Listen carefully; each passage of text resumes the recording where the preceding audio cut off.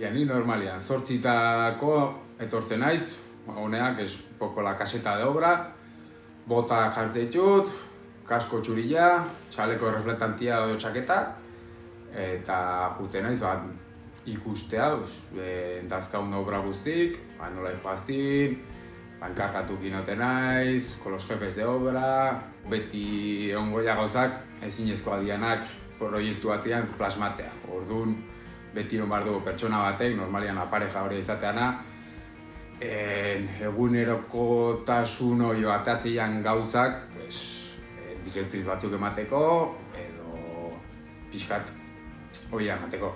Control de la ejecución material de la obra.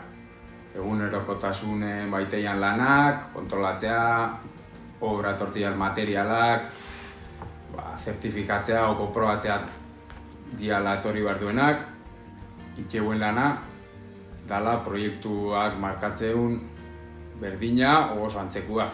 Nei sorkuntza berez gustatzen zait, eta eraikuntzak badu hori, ezerezetik jendearen gustoko dan zerbait egiten saiatzen gara. Gainera, naiz hasiera baten arkitektuak proiektatzen duenen bate personalizaziorik ez dagoen, gero guk hori personalizatu egiten dugu. Eta pixka bat, egokitu persona horren beharrei. Netzat horre badu bere xarma. Eraikitzea behar da polita. Beti. Eraikitzeak zentzu guztitan. Ezerezetik edo dagoenari forma eman eta baliagarri den zerbaitetan bilakatze hori da polita.